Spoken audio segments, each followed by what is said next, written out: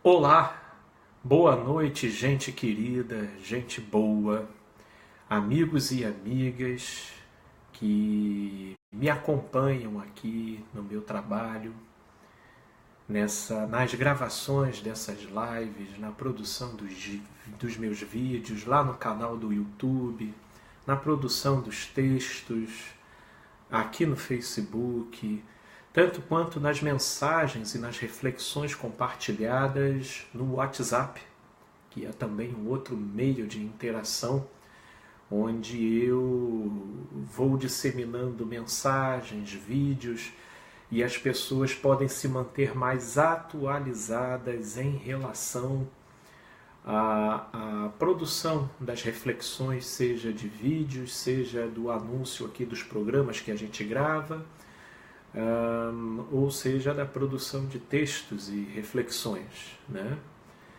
Gente, boa noite. Em primeiro lugar, eu quero te pedir uma ligeira paciência.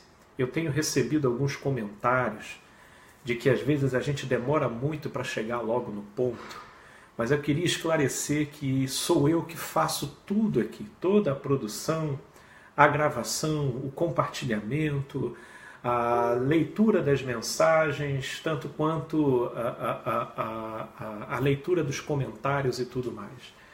Portanto, eu quero pedir a paciência um pouquinho. Hoje nós vamos falar de autossabotagem. Hoje, dia 5 de dezembro de 2017, às 8h30 da noite, entramos aqui online e vamos conversar sobre autossabotagem. E as múltiplas possibilidades, tanto quanto a sua gênese diversificada em relação a como isso começa e como isso se operacionaliza no nosso comportamento em geral.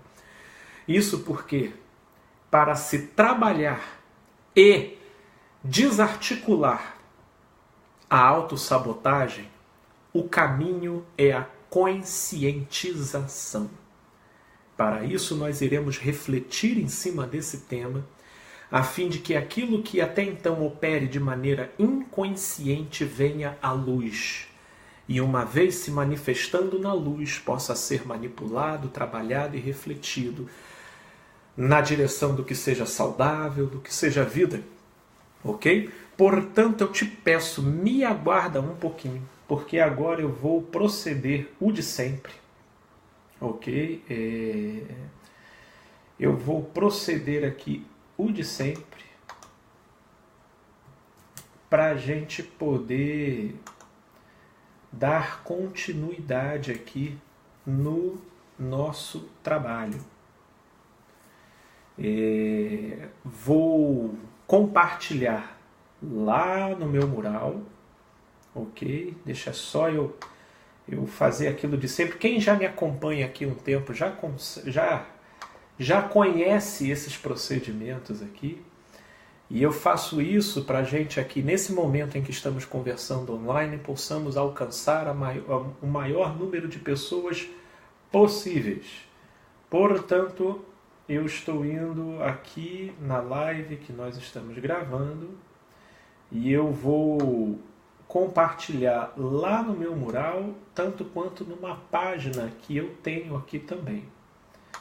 Tá? Vou compartilhar primeiro lá na página, na perspectiva e transformação, e depois estou indo lá para o meu mural. Aguarda só um momentinho, você não vai perder por esperar esses minutinhos.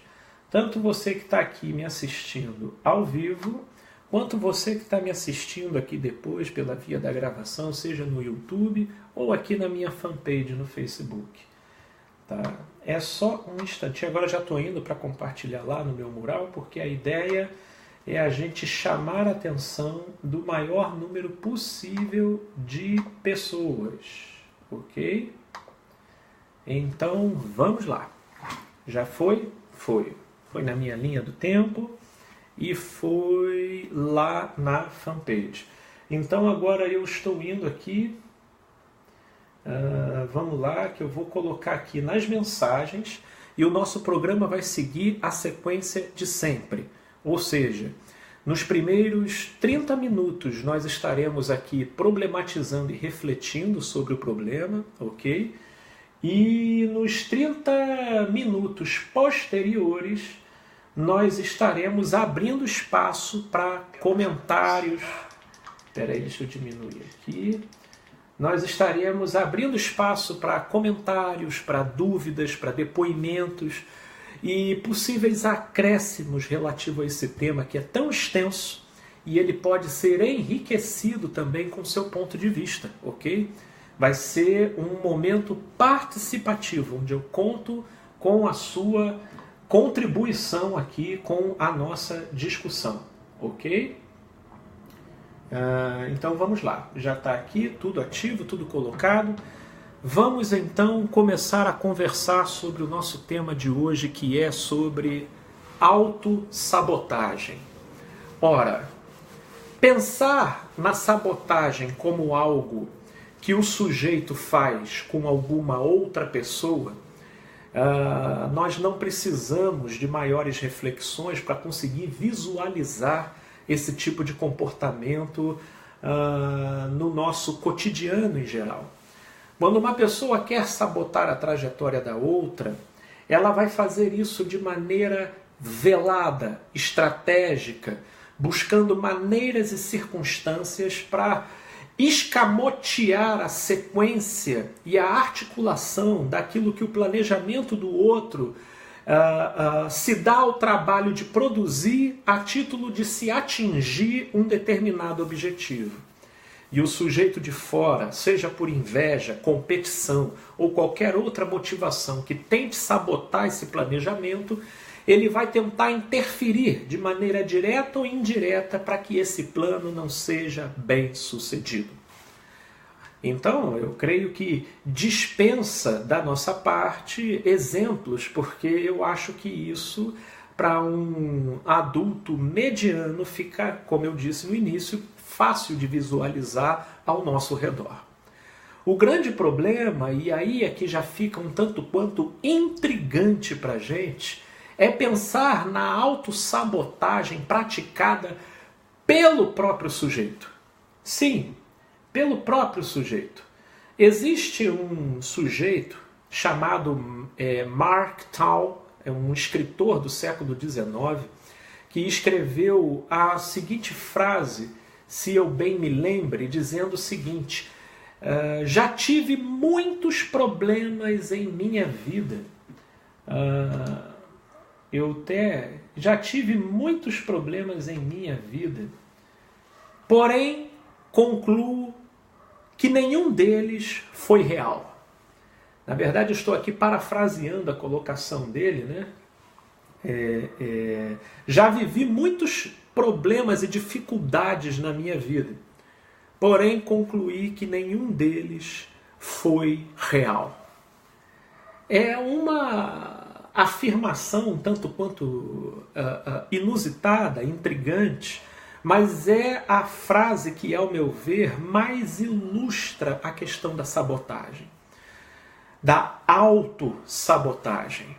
Isso porque, justamente por ser uma autossabotagem e por ela se camuflar nos nossos comportamentos, na intenção de desarticular as nossas intenções conscientes, que planejam, que idealizam, que pensam numa proposta de vida, porém algo na gente boicota a operacionalização para se realizar essa idealização e esse objetivo proposto. Isso, com o passar do tempo, vai angustiando, porque, como nós colocamos no folder do nosso anúncio, vai dando a sensação de que se está dando voltas e voltas e voltas e não se está chegando a lugar algum, ou de que você, mesmo que se troque o contexto, mesmo que se troque a cenografia, mesmo que se substituam os personagens, a pessoa sempre se vê envolvida no mesmo tipo de situação. E isso em relação às mais diversas áreas da nossa vida. Profissional, sentimental, familiar, pessoal, enfim. Então é isso que nós vamos querer chamar a atenção em relação às possíveis raízes daquilo que compõe a base do processo de autossabotagem. Como que na realidade eu me saboto? Por que eu me autossaboto? Como constatar se eu estou me autossabotando? Como verificar isso no cotidiano da minha vida? Como diferenciar um tropeço, um equívoco, um erro de uma autossabotagem propriamente dita? E uma vez que eu constate a autossabotagem, como desarticulá-la? Enfim, nisso eu vou entrar por um viés da teoria junguiana que fala acerca do conceito de persona e sombra. Persona e sombra são desdobramentos do desenvolvimento da nossa personalidade geral que, falando a grosso modo e de maneira muito resumida, por um lado, marginaliza certas características e realidades da sua personalidade e da verdade de quem você é, com a finalidade de privilegiar características outras que o seu ego foi assimilando como sendo aquelas prerrogativas que mais angariariam aceitação e acolhimento nos relacionamentos interpessoais. Então, na fuga da rejeição, tanto quanto na evitação do desamparo e da sensação do desamparo, o sujeito ele se lança à construção de um personagem que na linguagem junguiana tipifica, se nomeia persona. Ele desenvolve um personagem que possui características daquilo que, no decorrer da vida, ele foi assimilando como sendo características que favoreciam uma melhor aceitação do grupo no qual ele gostaria de pertencer. Só que dependendo da intensidade, da profundidade com que ele vai se entregando e se identificando com tais características, isso pode acabar acarretando, com o passar do tempo, o fato de ele ter que negar características outras, também pertencentes ao todo da personalidade dele, só que tais características são interpretadas como nocivas, como perigosas, como vergonhosas, como depreciativas, e por isso elas são relegadas ao ostracismo, elas são exiladas naquilo que Jung chama de sombra, que é aquela região obscura da nossa personalidade, que apesar de fazer parte da gente, a gente tem medo de assumir, a gente tem vergonha de assumir, a gente se depara com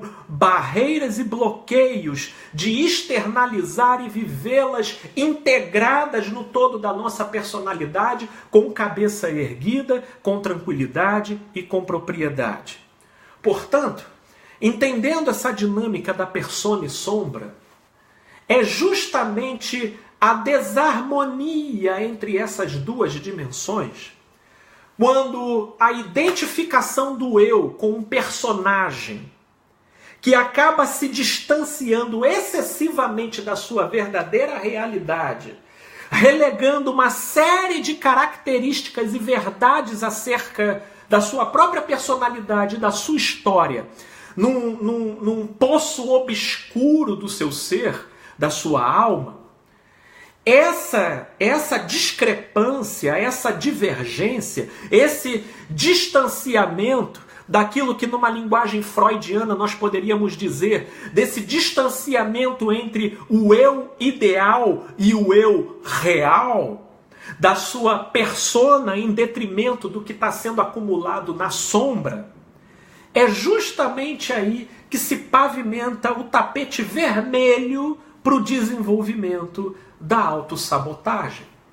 Porque não tem como você se fragmentar, não tem como você se negar, não tem como você se arvorar a construir um ser, uma pessoa, negando a própria história, querendo fatiar o seu passado, querendo lidar com aquilo que aconteceu pela via de amnésias seletivas, não querendo enxergar ou muito menos tentar elaborar e resolver aquilo que possivelmente ficou engasgado e que causa reflexos de sensações, pensamentos e sentimentos negativos, levando a sua psique a reagir com aquilo pela via da rejeição, do recalque, do catapultamento daquele conteúdo para o seu inconsciente, para a sua sombra. Todavia, ainda na abordagem junguiana, e diga-se de passagem muito bem observado por Jung, todo aquele conteúdo, toda aquela vivência, aquele trauma, aquelas características da sua personalidade que foram exiladas na sombra, não permanecem lá passivamente. Pelo contrário, elas estão tão ativas, tão dinâmicas quanto os conteúdos que habitam a sua consciência. E eu diria até mais, porque uma vez exiladas de maneira injusta, só porque num capricho das conclusões da sua consciência, elas foram interpretadas como inadequadas e por isso maltratadas e trancafiadas num local obscuro do seu ser, é como se elas se comportassem com uma certa revolta, tentando reivindicar do eu a sua devida legitimidade. E como é que elas fazem isso? Boicotando as intenções da consciência, sabotando as suas idealizações, interferindo com sintomas e frustrando as ferramentas emocionais, psicológicas, harmonizadas e bem resolvidas para conseguir atingir os objetivos que você pretende alcançar. Porque, veja, a gente pode conseguir ir negando, ir abafando, ir ocultando o nosso passado. Parou, acredito que não, mas ela já vai voltar já já e você vai voltar a me ver aqui. Mas houve um ligeiro pit stop aqui no sinal, mas estamos aqui de volta, voltamos, isso aqui acontece, o sinal vai e vem, mas o importante é que a gente está aqui, graças a Deus, não vamos precisar interromper para gravar um novo vídeo como foi numa das lives aí que aconteceu. Mas se acontecer, paciência, gente. Isso daqui é uma gravação ao vivo. Estou eu aqui fazendo o melhor que posso e quero poder colaborar para de alguma forma a gente se conscientizar desse assunto tão vasto no qual eu não tenho a menor pretensão de esgotá-lo, porque o que eu estou trazendo aqui é apenas uma perspectiva para aguçar a nossa imaginação e fornecer ferramentas para a gente conseguir se localizar minimamente nesse contexto, ok? Então, agora aqui que eu acho que o sinal normalizou, vamos voltar. Voltando então, então esses conteúdos que ficaram exilados nessa região obscura do nosso ser, que na teoria junguiana ele chama de sombra, elas estão tentando reivindicar a sua devida legitimidade no todo da nossa personalidade. E o modo como elas operacionalizam isso, é boicotando, sabotando as intenções da consciência. As intenções da consciência. Portanto, o mecanismo da autossabotagem, em outras palavras, é uma espécie do retorno do reprimido interferindo nos planejamentos conscientes, no intuito não necessariamente de sacanear a vida do sujeito, mas é uma função autorregulatória da nossa subjetividade, convocando o eu a uma revisão, a uma harmonização com aquilo que você realmente é, te convocando à verdade do seu ser, tentando te alinhar àquilo que Jung chamava de processo de individuação, que nada mais é do que o processo onde você deixa de ser aquilo que os outros gostariam que você fosse para ser você mesmo. Por exemplo, você está caminhando numa rua e de repente você toma um estabaco homérico na frente de uma quantidade razoável de pessoas ao seu redor. A tendência imediata da maioria de nós é tentar levantar o mais rápido possível para você disfarçar aquela situação, se congratulando caso você perceba que quase ninguém te viu. Agora, por que a gente tem... Isso eu estou tentando aqui trazer, obviamente, um exemplo um tanto quanto grotesco e infantil, mas para trazer uma ilustração em relação ao nosso funcionamento psicológico básico, para a gente conseguir observar as engrenagens da autossabotagem. Agora, por que a gente reage assim de maneira tão constrangida, imediata, preocupados com a interpretação alheia? Porque cair no chão, levar um tombo, não é tombo. Ele tem a ver com aquilo que o cair significa subjetivamente para o sujeito. E é exatamente esse significado subjetivo do tombo, do cair, que é interpretado pela nossa consciência coletiva como mico, como às vezes até humilhação, desatenção, como comédia, como algo do qual a gente tem que rir, é que gera na gente um certo constrangimento.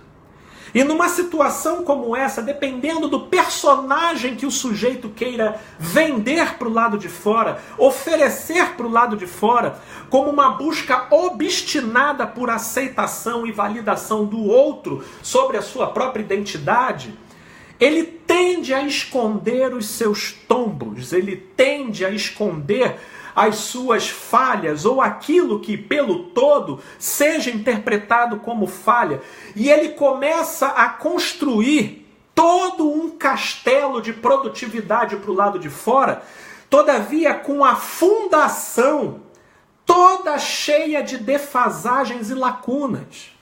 E é aí que começa o processo de sabotagem. Porque quanto mais alto e mais pesada vai ficando a construção do personagem do sujeito para o lado de fora, e quanto mais essa construção se divorcia de um fundamento compatível para dar sustentação àquilo que está sendo construído, mais instável vai ficando essa construção. E aí o sujeito, para dar sustentação a essa construção monumental, ele vai tendo que criar artifícios paralelos para evitar as tentativas de sabotagem daquilo que ele não consegue controlar dentro dele. Por exemplo, você quer ver um dos tipos de mecanismos de reação, de autossabotagem, relativo àquilo que a gente viola na gente mesmo, em relação à totalidade do que a gente é? A ansiedade. A ansiedade é um dos retornos do reprimido em função daquilo que começa a desencadear nos pensamentos uma hemorragia obstinada de imaginações e preocupações acerca daquilo que ainda nem aconteceu, e já começa a estressar o sujeito, boicotando o humor, o bom ânimo, tanto quanto o bom funcionamento da memória, levando ele a ter um desempenho mediano e às vezes até muito aquém do que ele poderia produzir. Agora, por quê? Porque às vezes ele está querendo apenas satisfazer as exigências alheias relativo a um personagem herói que resolve tudo, que abraça tudo, que conduz tudo, e isso negando os próprios limites, as próprias limitações, que uma vez em que o sujeito plenamente identificado com esse personagem herói de satisfazer as exigências alheias, esquece das suas próprias fronteiras e as relega ao limbo da sua própria sombra. Mas como nós entendemos aqui, o que vai lá para a sombra não fica recortado da gente. Pelo contrário, fica extremamente atuante e começa a irradiar sintomas nas intenções e nos planejamentos conscientes do sujeito.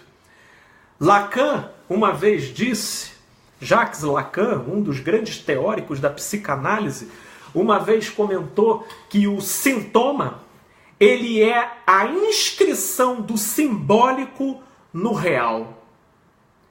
Querendo dizer que o sintoma psicológico, seja na forma de ansiedade, depressão, compulsividades, toque, pânico ou qualquer outros daqueles que a gente conhece e se depara com tanta frequência no nosso cotidiano, eles, na verdade, são linguagens do nosso inconsciente tentando chacoalhar a nossa consciência na direção obstinada no qual ela está seguindo, sem levar em consideração as próprias verdades e limites do sujeito.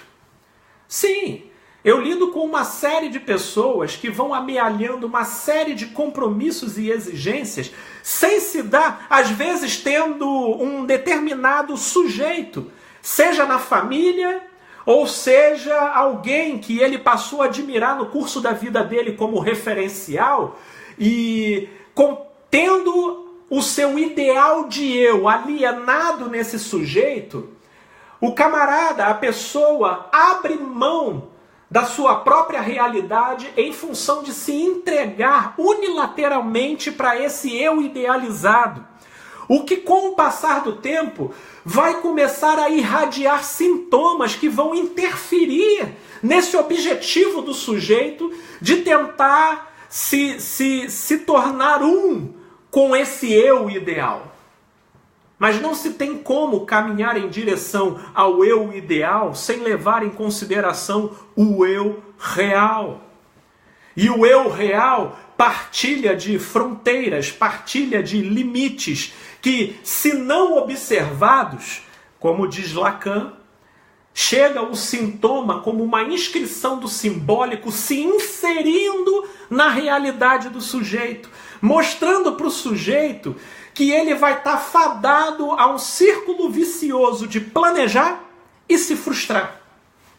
E aí começa a vir um problema secundário nessa questão toda. Porque conforme o sujeito vai planejando e se frustrando, planejando e se frustrando, planejando e se frustrando, pela via de ser boicotada por comportamentos, sentimentos, sensações dos quais ele não consegue identificar a causa ou o porquê, isso vai desenvolvendo no próprio sujeito crenças equivocadas acerca dele mesmo. E é aí que entra o problema secundário nessa questão, porque o sujeito começa a acreditar que na verdade então ele não é capaz, que na verdade aquilo de repente não é para ele, que ele não está destinado a ser feliz na vida afetiva, que ele sinceramente não nasceu para ser bem-sucedido na vida profissional, que ele, enfim, ele vai criando sentenças e conclusões equivocadas acerca dos seus reais potenciais, baseado no ciclo vicioso que o esquema da autossabotagem vai produzindo. Todavia, enquanto ele não criar um termo de harmonização entre o eu ideal e o eu real, entre a persona que ele vende para fora e aquilo que ele relega para a sombra da sua própria personalidade, enquanto não for construído um termo de conciliação entre essas duas dimensões, a autossabotagem não irá ser estancada. E toda vez que o sujeito se arvorar seguir numa determinada direção, ele tenderá a dar um tiro no pé. Portanto,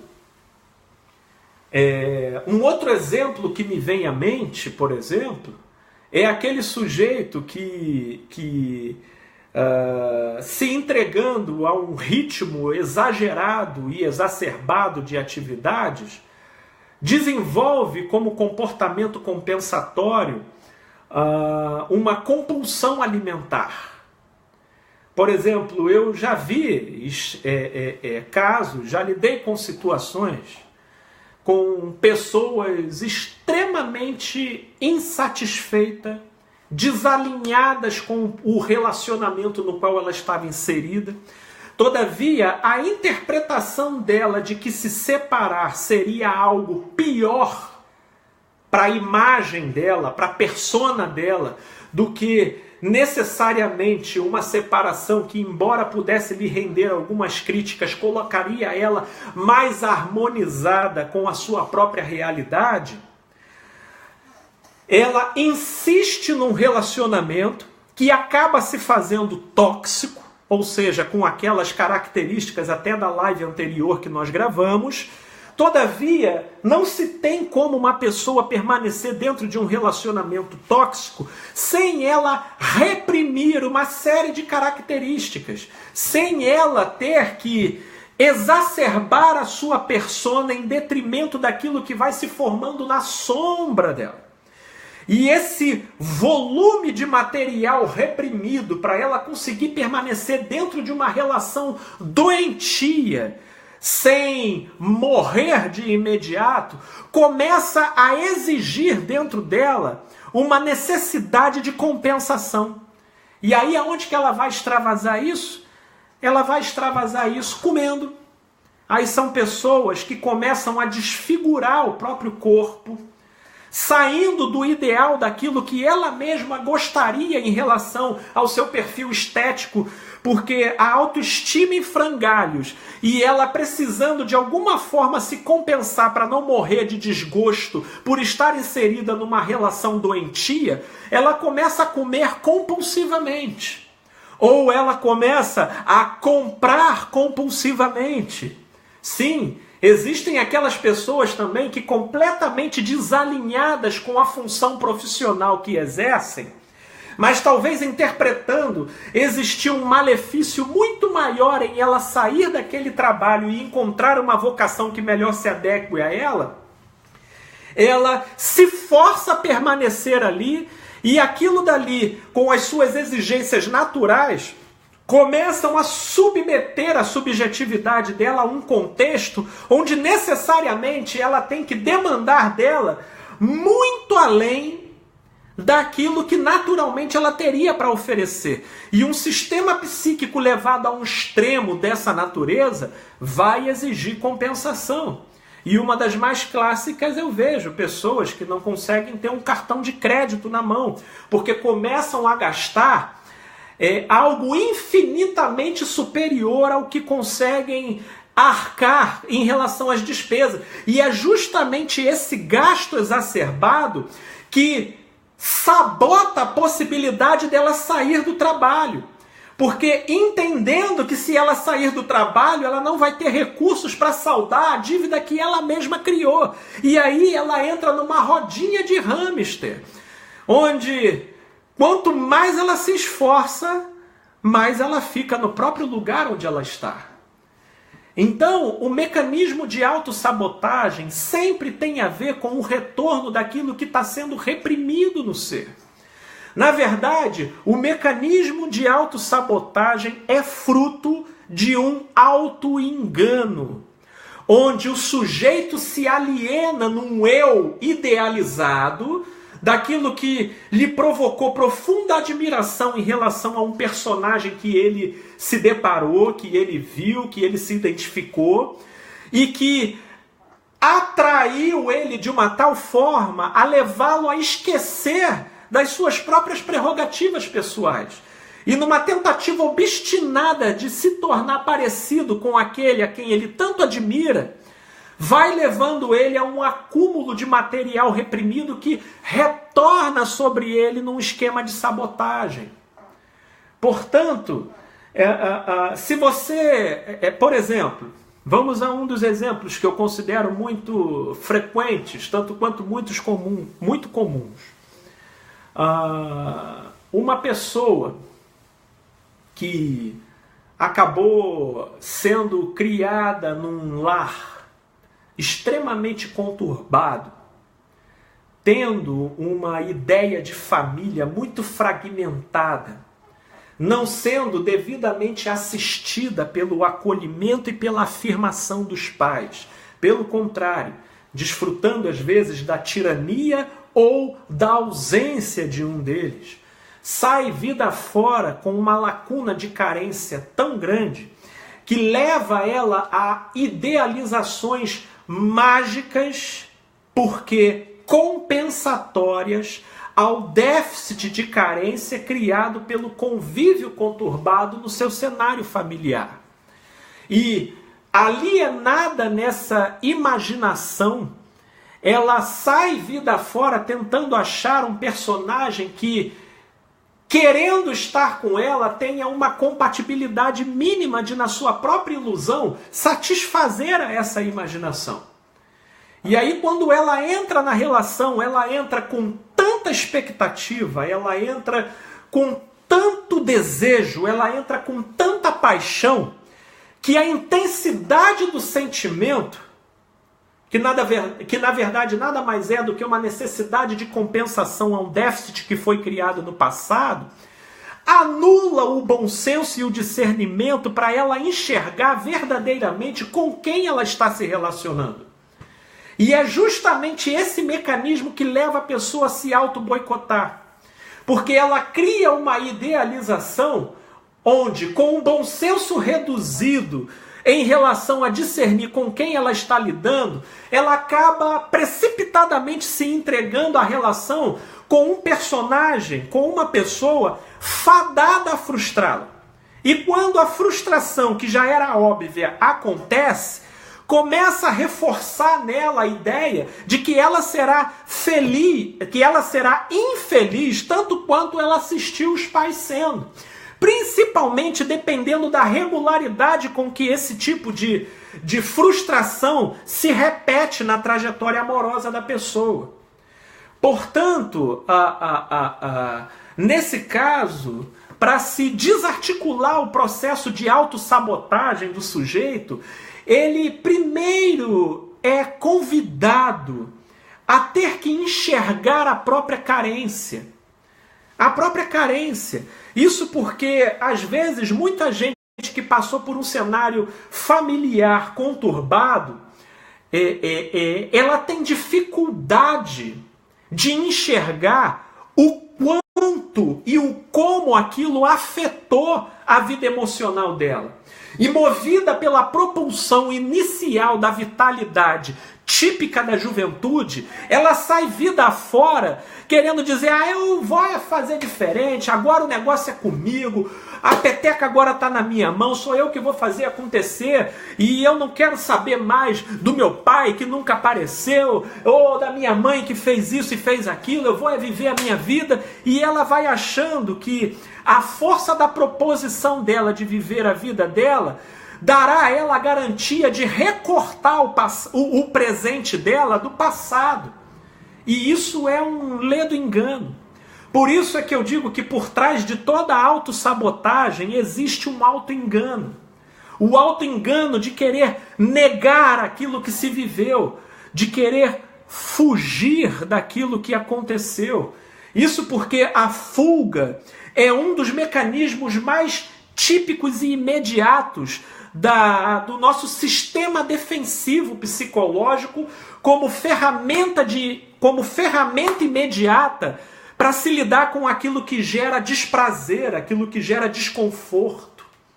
Portanto, para o sujeito desarticular um mecanismo de autossabotagem, seja em que área for, seja em que dimensão for, ele precisa primeiro se conscientizar da sua própria história, chamar cada pessoa e cada evento pelo próprio nome e se permitir a uma ressignificação, a um novo olhar, a uma reinterpretação desses acontecimentos dentro de uma perspectiva mais saudável, mais funcional para a construção de um presente com menos interferências negativas, né, do inconsciente. Mas, minha gente, eu estou falando demais. já ultrapassamos o nosso prazo regulamentar de eu refletir sobre o assunto. Eu quero agora poder abrir espaço aqui para a nossa interação online. Gente boa, você que está chegando agora, começando a assistir a gente, te incentivo a olhar a live desde o início para você poder se inteirar das perspectivas em que eu trabalhei em cima desse assunto muito vasto, onde lá no início eu já afirmei que eu não tenho a menor pretensão de esgotar o significado geral que esse assunto pode comportar, porque é um assunto muito extenso, mas eu quis trazer aqui um ponto de reflexão para levar a gente a pensar, tá? Portanto, gente, está aberto agora aqui a possibilidade de perguntas, depoimentos, acréscimos, colocações aqui que possam enriquecer e contribuir para o nosso debate, ok? Então, por favor, deixa eu tentar me direcionar aqui.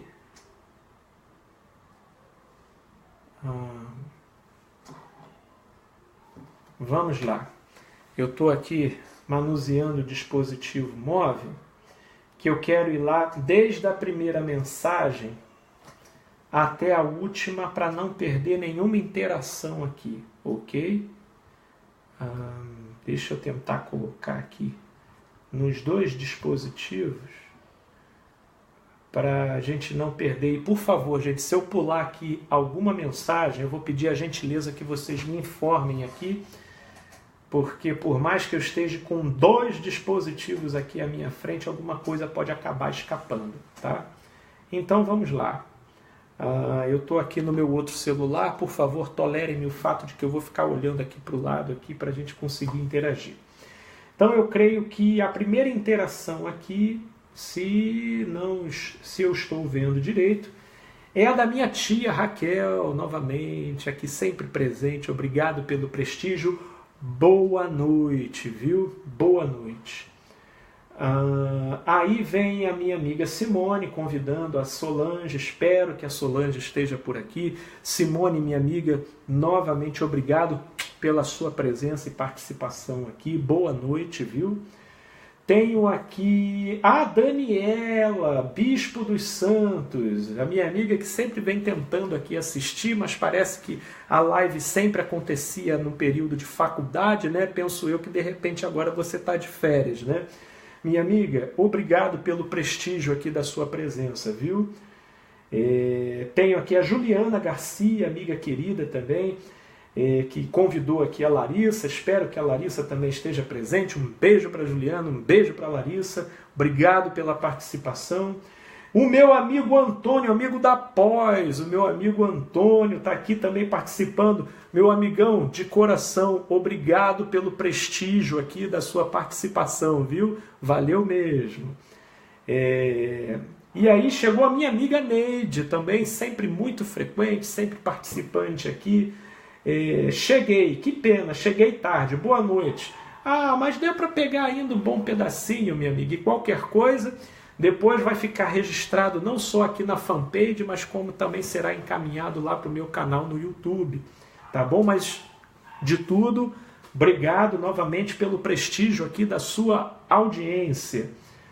Daniela, oi Felipe, boa noite Daniela, satisfação você estar aqui presente.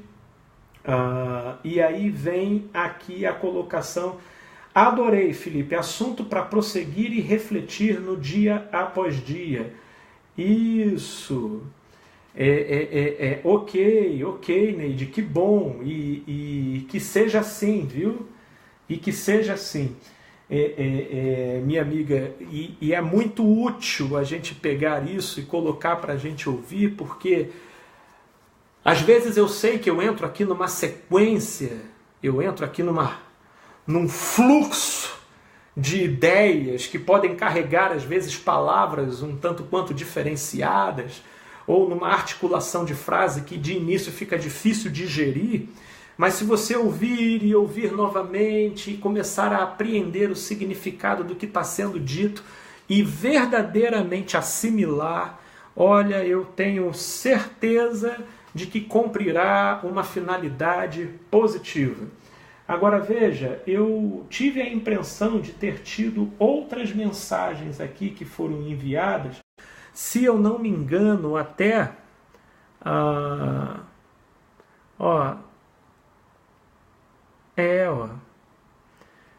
Tá vendo? Interessante aqui que no meu dispositivo móvel aqui não aparece, mas no que eu estou olhando aqui, me parece que entraram outras aqui. Então eu vou ler aqui também o que está dando. Vamos fazer o que está sendo possível para fazer, ok? Então eu vou ler o que está aqui, porque, olha, eu tenho aqui também a participação da minha amiga Laura, querida Laura. Um beijo, viu? Amiga também que sempre apoia, sempre incentiva e, quando possível, está presente. Obrigado pela sua audiência, pela sua participação aqui, tá, querida Laura? Um beijão para você, minha amiga. E aí eu venho mais abaixo com a Daniela já mandando uma questão. E se não se dá para fugir, o que fazer? Daniela, eu vou pegar esse seu recorte subentendendo que essa sua pergunta aconteceu num dado momento de uma fala que eu estava reproduzindo aqui. E se não dar para fugir, o que fazer? Minha amiga, essa é uma pergunta complexa, porque certamente e necessariamente inserida dentro de um determinado contexto. Agora, se você está num contexto inadequado, onde de fato você não vê como fugir, ok? Então você é convidada a ressignificar, ok? Reinterpretar a sua relação com aquela realidade. Porque, veja, foi até interessante a pergunta que você fez, porque ela está me remetendo para uma outra reflexão que eu acho que se faz muito pertinente para esse tema da autossabotagem. Porque, sinceramente, uma das formas onde a autossabotagem mais se operacionaliza acontece em função da nossa mentalidade orientada para reclamação, para queixa, para crítica, para nossa dificuldade de construir um contentamento mínimo com aquilo no qual a gente está, com quem a gente está, ou naquilo no qual a gente se encontra envolvidos. Sim, quem de repente seguiu o curso da vida fora, lidando com situações cuja única solução encontrada era a queixa, e toda queixa carrega consigo uma certa medida de auto-vitimização, onde o próprio sujeito se coloca como uma vítima da situação, tentando angariar das pessoas um acolhimento, uma pena, uma comiseração que para o próprio sujeito advém como uma espécie de ganho secundário, como uma espécie de consolo desejado, que, por outro lado, por conseguinte, serve como compensação psicológica àquela situação insatisfatória no qual o sujeito se encontra. O grande problema é que quando a pessoa desenvolve esse vício interpretativo de si mesmo e da vida, ou seja, de sempre se enxergar como vida, ou de sempre se enxergar como vítima e de atribuir hostilidade a tudo que lhe cerca, moldando as suas interpretações pela via da queixa e da reclamação, ela vai acabar se sabotando vida afora, no sentido de produzir inconscientemente um cenário de descontentamento cada vez mais generalizado, para que com isso ela tenha cada vez mais pretexto para se queixar e se auto-vitimar, tentando suscitar das pessoas que estão ao seu redor um acolhimento, uma comiseração e uma misericórdia que, para a interpretação dela, serve como consolo e compensação. Óbvio, Daniela, que pelo amor de Deus, eu não estou dizendo que esse seja o seu caso. Repito, a sua pergunta é que me remeteu para uma linha de reflexão que eu acho que cabe muito em relação a esse tema da autossabotagem. Todavia, caso você constate que a situação no qual você está inserida não tem como fugir, não tem como evitar de imediato, e eu estou me valendo apenas da sua fala, que não veio com maiores detalhes, então eu não tenho também como partir para colocações mais específicas, mas uma vez que não tenha como fugir, eu te chamaria a atenção para a sua interpretação e para o modo como você lida com essa situação. Vou te dar um exemplo, minha amiga. Eu, antes de trabalhar com a psicologia, eu trabalhei como técnico em edificações. Fiz uma formação técnica e foi justamente trabalhando como técnico de edificações que eu retirava o subsídio para custear minha faculdade e tudo aquilo que hoje eu tenho desenvolvido no ramo da psicologia. Só que trabalhar naquele ramo técnico não era a minha realização pessoal. Todavia, se fez como um trampolim para que eu pudesse chegar na minha realização pessoal. Eu diria até que trabalhar cotidianamente com aquilo me expunha a cenários e situações extremamente estressantes. Por vezes eu me via um tanto quanto boicotado no meu bom ânimo, no meu humor. Só que tudo o que eu não precisava numa situação e naquele patamar onde eu me encontrava era, para além daquela situação que ainda não era o ideal, eu adicionar uma perspectiva queixosa e reclamante. Porque aí sim eu entraria num ciclo vicioso de auto-vitimização. E toda pessoa que acaba se anestesiando nesse vício mental perde as prerrogativas da atitude para conferir uma solução definitiva para aquilo no qual ela tanto reclama. Então, pelo contrário, eu procurei, como eu não tinha como sair de imediato daquela área, eu não tinha os meus pais para me sustentar, eu não tinha como receber o subsídio de algum patrocinador, era eu que tinha que me bancar. Então, meu Deus do céu, eu tinha que tentar encarar aquela realidade transitória como transitória. O simples fato de encará-la como transitória já trazia um conforto para minha alma, né? Porque naquele momento, como eu não tinha como fazer uma modificação imediata, então eu não tinha como, conforme a sua pergunta, fugir. Não tinha, eu tinha que lidar com aquilo, porque aquilo era a possibilidade de recursos que eu tinha para poder ter um gerenciamento mínimo de outras escolhas que eu havia feito e de outros caminhos que eu havia tomado na minha vida. Portanto, eu precisava suportar aquele período e encará-lo como transitório, interpretando a minha atividade profissional naquela época como um trampolim de para onde eu queria chegar. A grande verdade é que muitas vezes a gente acaba se exercitando na queixa e nas reclamações porque a gente acabou ficando muito deficiente na resiliência, que é a capacidade de suportar os momentos difíceis em prol de uma finalidade superior, de uma finalidade que vale a pena.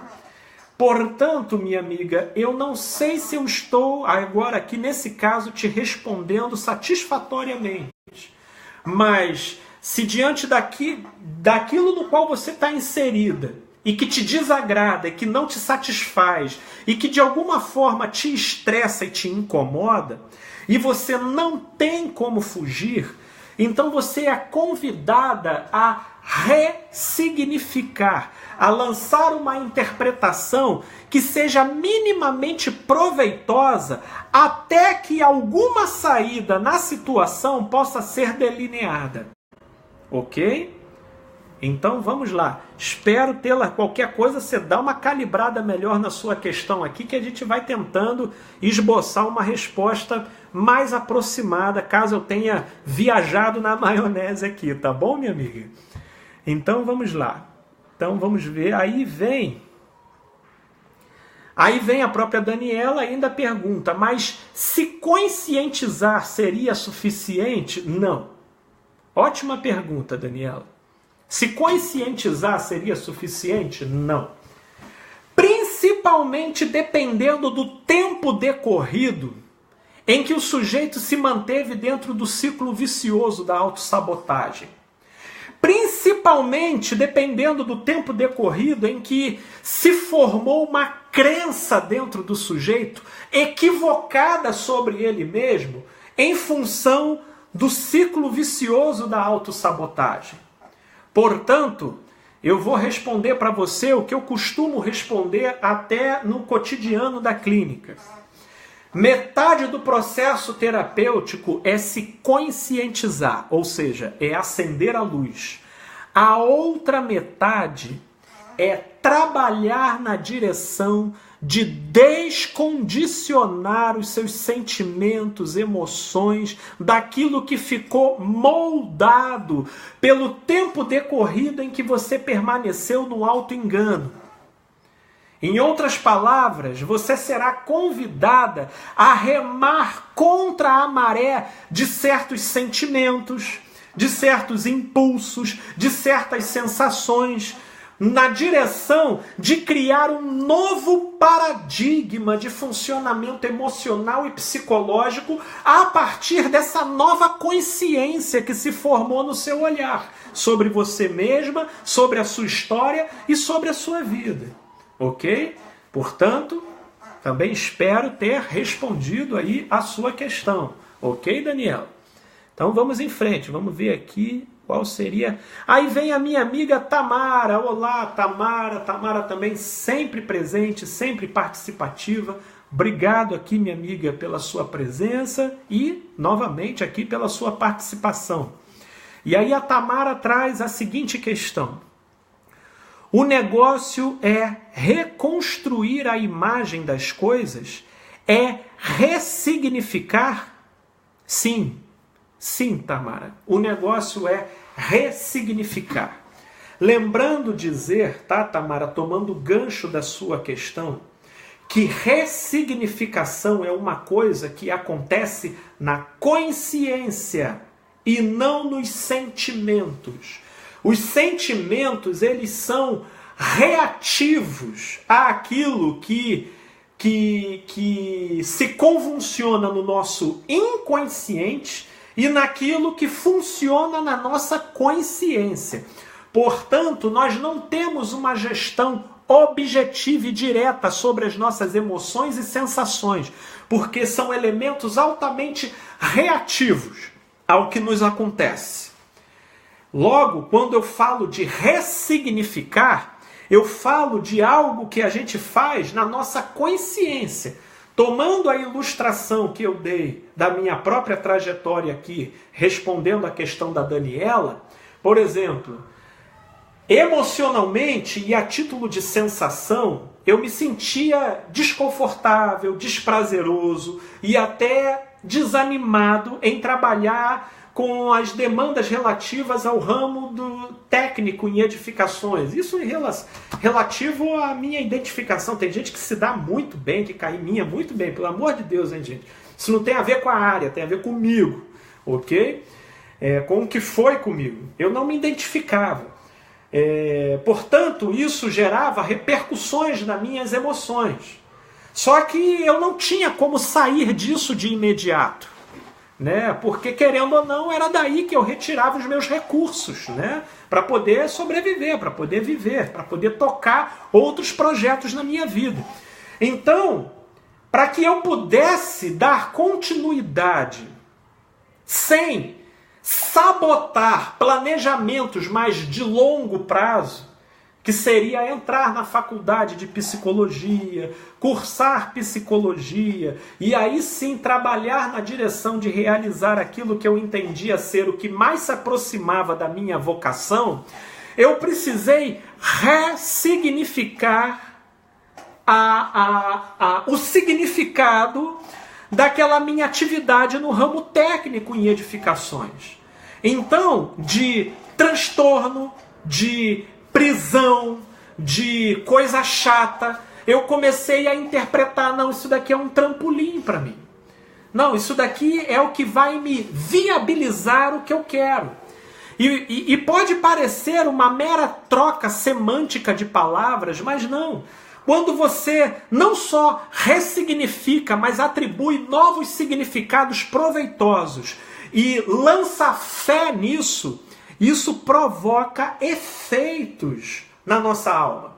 Aí vem a pergunta, Felipe, isso te faz se sentir maravilhosamente bem? Não.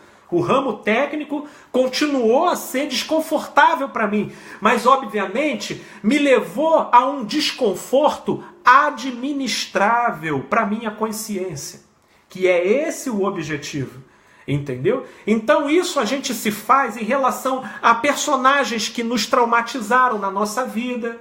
Por exemplo, quando na infância e na adolescência, certos personagens impingiram um mal tão trágico sobre a gente, que naquela época, com os recursos que a gente tinha na consciência naquela época, a gente acabou monstrificando aquela pessoa, lançando sobre ela um poder extraordinário de malefício sobre a nossa vida.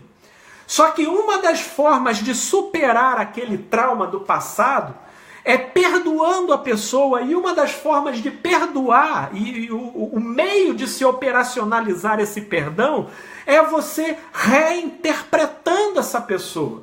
Primeiro chamando ela pelo nome. Parar de ficar chamando de aquela coisa, aquele monstro, porque nisso tudo a gente está lançando poder sobre ela. Chamá-la pelo nome. Ela é só aquela pessoa, o malefício ali ficou circunscrito a um tempo, a uma determinada situação, mas como diz Paulo, antes eu era menino, pensava como menino e agia como tal. Hoje me tornei adulto e abandonei as coisas de menino. Hoje a interpretação que eu lanço sobre aquilo é que aquela pessoa fez um mal sobretudo para si mesmo, porque as repercussões do que ela fez ficarão limitadas àquele tempo e àquela ocasião, porque hoje eu sou senhor, eu sou senhora do meu próprio arbítrio e viverei a partir dessas consequências. Opa, ok, acho que melhorou. E viverei a partir dessas consequências. Isso é uma reinterpretação. E que, se acreditada, repercutirá nas suas emoções com o passar do tempo. Ok? Minha amiga, espero tê-la respondido de modo satisfatório. Ok? Vamos passar. Adorei, Felipe, assunto para prosseguir e refletir no dia a dia. Ok, e aí vem o Felipe Garcia, querido Felipe, amigo, meu xará e amigo querido, obrigado pela sua presença e pelo prestígio aqui da sua participação, viu, meu amigo? Valeu mesmo. E o Felipe coloca aqui, depois daquela coça que me tirou do fundo do poço, sempre te escutarei quando possível. Puxa, meu amigo, foi uma coça de bondade, de amor e de intenção boa na direção de querer extrair de você, meu amigo, o seu melhor. E hoje eu fico muito feliz pelo feedback que você me traz de ter tido uma finalidade, um benefício proveitoso. Muito bacana, que bom, meu amigo, fico feliz, viu? E você é sempre bem-vindo aqui, fique à vontade, pode trazer suas dúvidas, suas contribuições para a gente enriquecer aqui o nosso debate, viu, Felipe? Um beijão em você e em toda a sua família, viu? Valeu mesmo, meu amigo. E aí vem a minha amiga Simone e traz aqui uma outra questão também que eu vou ver. Deixa eu ver se tem mais aqui, gente. Eu acho que não. Ih, tem mais. Ai, Jesus. Porque o nosso tempo já extrapolou. Eu não sou um homem de poucas palavras. Eu acabo falando pelos cotovelos. Mas vamos lá. A Simone traz aqui, ó. Felipe, não apareceu para você. Eu poderia dizer, Felipe, que a autossabotagem, na maioria das vezes, é inconsciente? Sim. Todas as vezes que... ok, ficou aqui uma reticência, eu não sei se tinha uma continuidade. Mas sim, de uma certa forma não, de fato e de verdade, toda autossabotagem tem elementos inconscientes. Porque conscientemente a pessoa não gostaria de viver repetindo aquele tropeço, de viver dando voltas e não chegando em lugar nenhum. Esse tipo de coisa incomoda, angustia. E se dependesse da intenção consciente da pessoa, ela sairia disso, ela seguiria em frente. Mas existem elementos ainda inconscientes e que atuam nas engrenagens do funcionamento dela e que colaboram para a autossabotagem. Então essa afirmação ela é verdadeira sim. Ok, Simone? Então vamos lá, entrando mais aqui, eu tenho a minha amiga Inês. Olá, Inês. Boa noite, amiga querida. Obrigado aqui pela sua resposta, pela sua participação e pela sua mensagem.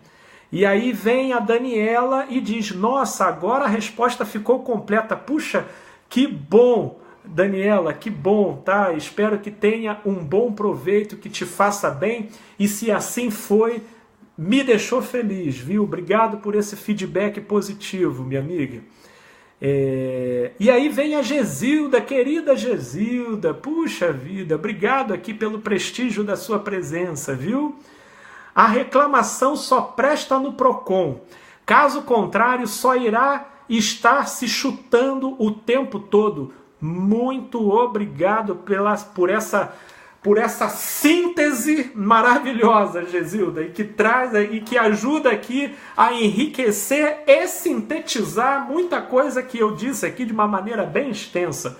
Bacana, minha amiga. Obrigado por essa contribuição e pelo prestígio aqui da sua audiência, da sua presença aqui com a gente, tá? Aí vem a Daniela, obrigada, Felipe, estou trabalhando nisso, dá trabalho, mas os resultados têm aparecido. Sem sombra de dúvida, Daniela, a maior riqueza que você vai conseguir com esse esforço é aquele tipo de resultado que ladrão nenhum te tira esse benefício. Nem a traça e nem a ferrugem podem corroer. É seu, te tornará plena, possibilitará a sua individuação. E mesmo que você passe por dificuldades, você terá recursos para enfrentá-los. Portanto, persevere, minha amiga, ok? Persevere. Maravilha. E aí vem... Parabéns, Felipe, tema bastante oportuno. Obrigado, Gesilda, obrigado pela força, viu?